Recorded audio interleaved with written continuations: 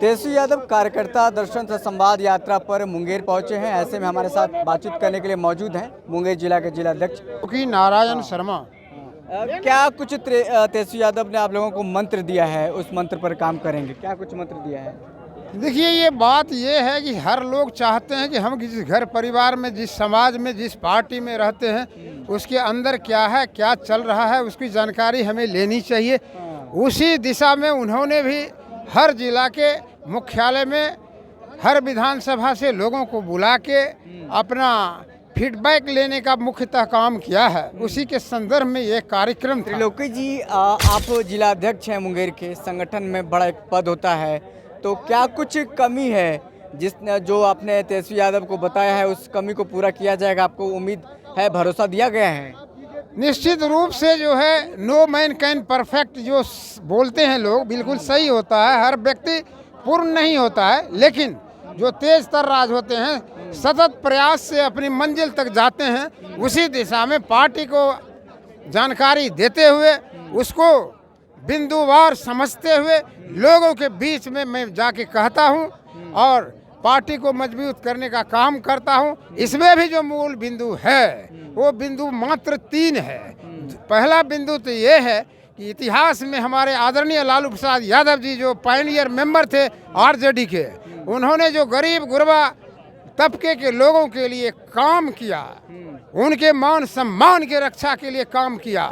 दूसरा मुद्दा ये है, उस आज तेजस्वी प्रसाद यादव जी अलायंस में रहने के बाद 17 साल बनाम 17 महीने में जो एक अति विशिष्ट सोच हाइपोथेसिस के साथ उन्होंने काम किया, वो काम सिर्फ आरजेडी ही नहीं, क्षेत्र के हर लोग उसका सम्मान करते हैं। और उसी के संदर्भ में जो छोटे बच्चे लोग हैं, सब लोग मीडिया से मुखातिब नहीं हो पाते हैं, समाचार से मिल नहीं सकते हैं, उनको उनके कानों तक क्या कमजोरी है संगठन में? क्योंकि संगठन में देखिए, मुंगेर विधानसभा आपके कब्जे में था, आपके कब्जे से बाहर होकर के भाजपा में चला गया, जमालपुर कांग्रेस में चला गया, और फिर बात करें तारापुर, वो जदयू में चला गया। क्या कुछ कमजोरी है जो राजद कहें सुपड़ा साफ हो गया मुंगेर में? आज जो है सर, जहाँ तक कमजोरी की बात कर रहे हैं, कमजोरी जब बीमार पड़ जाता है कोई आदमी तो कमजोरी होता है ना भाई। गुटबाजी है क्या यहाँ पे? कुछ कोई गुटबाजी नहीं है। अगर गुटबाजी होता तो आरजेडी का कोई ऐसा व्यक्ति था, कोई ऐसा समूह था, कोई ऐसा गुट था जो आरजेडी को वोट नहीं दिया है क्या? कोई प्रमाणित कर देगा?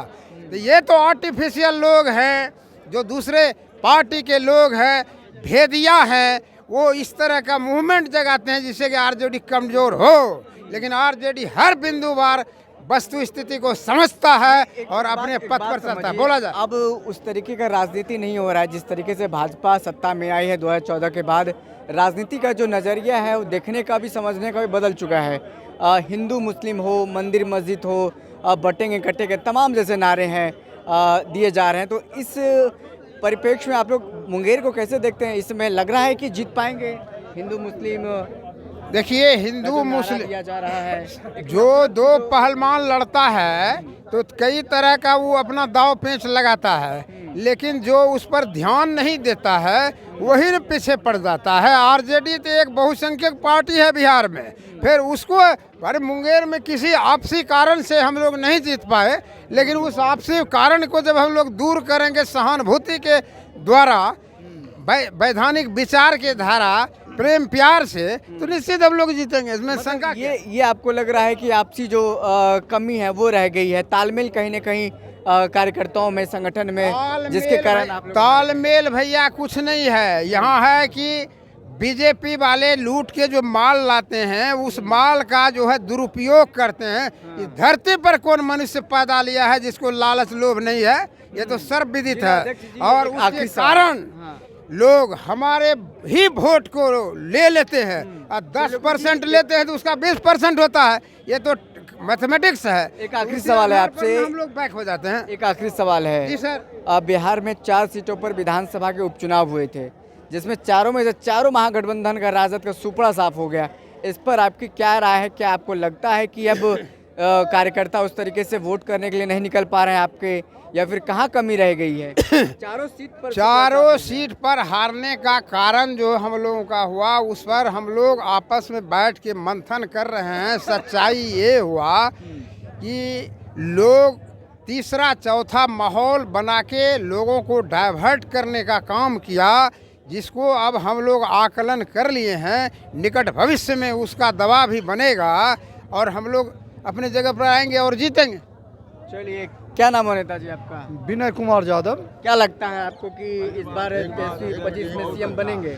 लग तो रहा है बहुत अच्छा लग रहा हालत, है? हाँ लग रहा है 2025 में ये सीएम बनेगा। बनेंगे, क्या कह रहे हैं आप?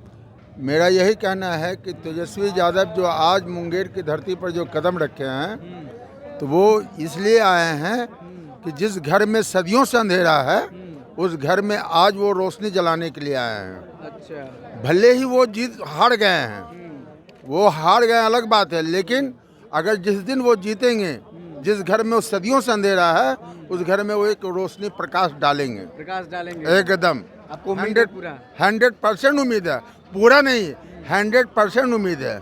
इसलिए कि वो जो है एक ऐसा नेता है कि बिहार को अगर कमान करेगा तो वही कर सकता है, दूसरा कोई नहीं करेगा। चलिए, बहुत बहुत शुक्रिया। तमाम नेता लोग यहाँ पर मौजूद हैं और बातचीत हो गई है तमाम नेताओं से, और भी बात करेंगे क्या कुछ बिहार की राजनीति में हो रहा है। फिलहाल इस खबर में इतना, बहुत बहुत शुक्रिया।